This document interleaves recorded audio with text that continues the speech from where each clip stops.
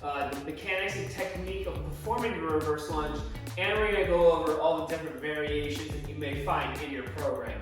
So if you're watching this right now, you might have a specific variation that you're supposed to be doing. In this section of the video, we will be going over each one and kind of how to set up for it. Before you saw this part of the video, what you saw was probably the variation that you'll be doing, okay? So, the reverse lunge, generally, I really like to program in alternating legs as opposed to hitting one leg at a time. So unless you see it specified that you're going to hit one leg at a time in your program, then you're going to perform it alternating, just like how you see in the video. So what alternating is going to be is just you're switching legs on each rep, as opposed to hitting all the reps on one leg and then hitting the other.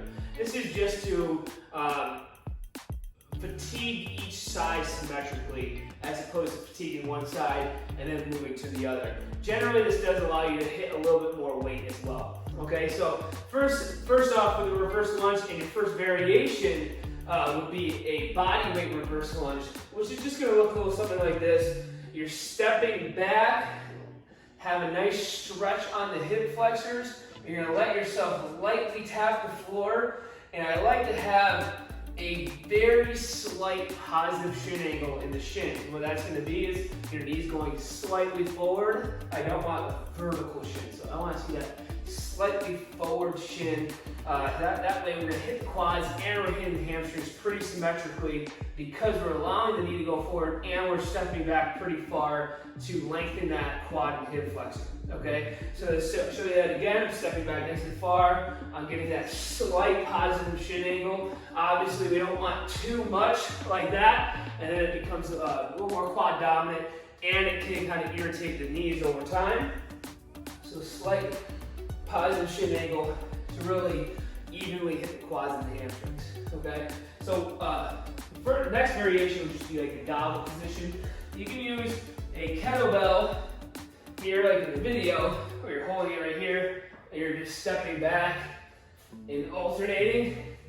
If you don't have a kettlebell available to you, you absolutely can just use a dumbbell the same exact way. All right, so that's the first variation. You're just holding that weight right in the front. The second one here, you'll be holding on to dumbbells in each hand, and this will actually allow you to load it up a little bit more. Grip is less of a factor. What you can hold in your front is less of a factor, and your abs are going to be kind of less of a factor. So this will allow you to do a little bit more weight in the gobble position, and it's just the same movement. You're stepping back and alternating. Okay, so those are your your three basic ones that you may see on a lower level progression, and these ones with the barbell would be an example of a slightly higher progression. Okay, so with the barbell, the first one you might see is like a Zercher position. So all that is just elbows inside the barbell. For a little bit better look,